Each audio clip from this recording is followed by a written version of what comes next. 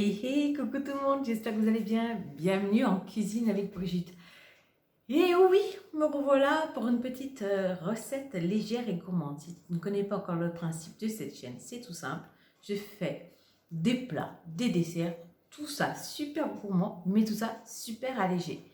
Et aujourd'hui, on va faire un grand classique qu'on aime tous, la panna cotta, mais on ne va pas la faire de façon traditionnelle, on va la faire sous forme de cannelloni. En tout cas, si tu es nouveau et que ça t'intéresse, n'hésite pas, tu t'abonnes en cliquant sur la petite cloche. C'est fait, voilà, super. Et puis, bien sûr, tu seras alerté dès qu'il y a une nouvelle vidéo. Bon, je vous montre déjà le résultat. Vous êtes prêts? Regardez-moi ça. C'est magnifique? Bah ouais, moi j'en suis pas peu fière. Vous allez voir ça. On va se faire donc une petite panna cotta avec le parfum, du moins avec l'arôme coco. Mais vous pouvez bien mettre l'arôme que vous voulez. Si vous voulez mettre que arôme vanille ou un arôme amande, vous faites comme vous voulez. Là, j'ai mis de la framboise, mais vous mettez le fruit qui vous donne envie. Voilà, je vais juste vous montrer un peu la technique pour faire la panna cotta et surtout pour pouvoir rouler tout ça. Bon, je vous mets la liste des ingrédients et on se retrouve tout de suite de l'autre côté au niveau du feu. A tout de suite. Alors voilà, dans un premier temps, on va mettre le feu. On rajoute donc nos 70 centilitres de lait écrémé. Donc voilà. On va prendre notre demi-sachet d'agar-agar qu'on va diluer dans nos 30 centilitres de crème à 3% de matière grasse. On mélange. Voilà. On va rajouter tout ça après, une fois que le lait aura commencé à chauffer. On va sucrer. Donc toujours pareil, à votre goût. Mais bon, là, hop, j'en mets 2 petites cuillères à café, moi. Vous mettez l'arôme de votre choix. Pour ma part, j'ai choisi de faire avec l'arôme coco. Je me suis dit qu'avec le goût du fruit, ça pouvait bien se marier. Donc pareil, quelques gouttes. Vous voyez, j'en mets même pas la moitié de la petite cuillère. Voilà, donc là, maintenant, mon lait a commencé à chauffer et je vais pouvoir y incorporer ma crème et mon agar-agar.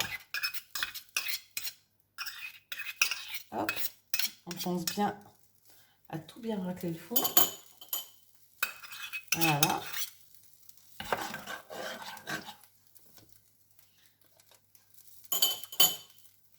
On va bien mélanger et on va faire une toute légère ébullition. Voilà. Hop.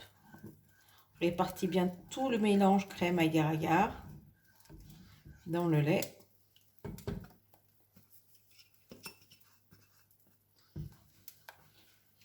Et là, je ne sais pas si vous voyez, ça commence à faire une ébullition. Donc je remets bien. Avec l'agar-agar, il faut que ça dure à peu près une ébullition de 30 secondes. Donc là, pour pas que ça déborde, j'éteins mon feu. Voilà. Et là, ça fait une belle ébullition. Avant que mon lait ne déborde, j'arrête. Voilà. Et là, je vais réserver ça au frais.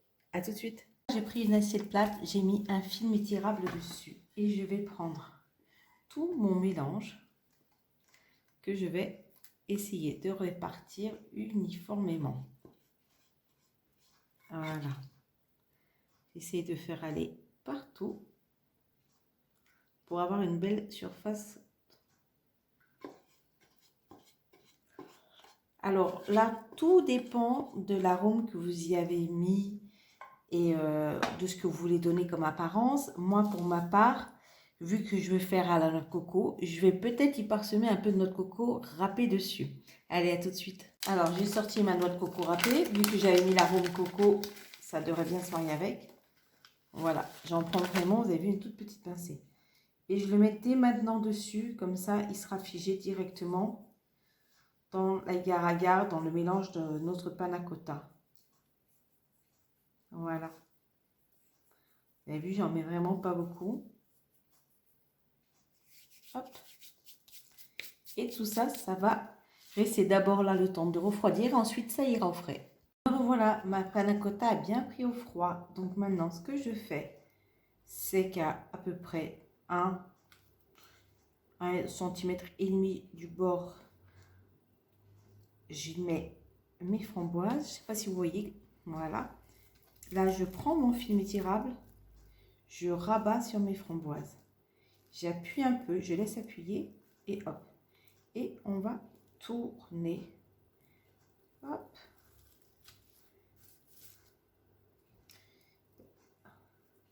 On s'aide avec le film étirable pour lui faire un tour. Voilà. Là, maintenant, on coupe. Hop. Petite opération délicate. On positionne sur l'assiette. On reviendra pour le reste. Et on va faire le deuxième. Toujours pareil. On emboîte plus ou moins les framboises. Hop. Et toujours à l'aide du film étirable, on vient et on me revoilà. Allez, on étale un chouïa de notre coco dessus. Voilà. Et on va faire la déco avec quelques petites framboises coupées. On va pouvoir mettre là sur le dessus. Et puis si vous avez des petites feuilles de menthe aussi, vous n'hésitez pas. Ça fera une jolie déco aussi. Voilà. C'est pas une façon originale de manger une panna cotta noix de coco framboise. Franchement, ça a l'air dur, hein? Allez, on se retrouve. Alors, magnifique. Bon, ok, j'ai un peu galéré pour rouler. Voilà, j'avoue. Et puis, j'aurais peut-être dû découper les bords avant. Mais j'ai rattrapé un peu le tir. Regarde, sur le deuxième, je me suis bien rattrapée. Là, sur celui-ci, un peu moins. Mais bon, en même temps, filmer en même temps que je cuisine, c'est jamais vraiment très évident. Donc voilà, en tout cas, si cette recette t'a plu, tu n'hésites pas, tu commentes, tu likes, tu t'abonnes, la totale, quoi.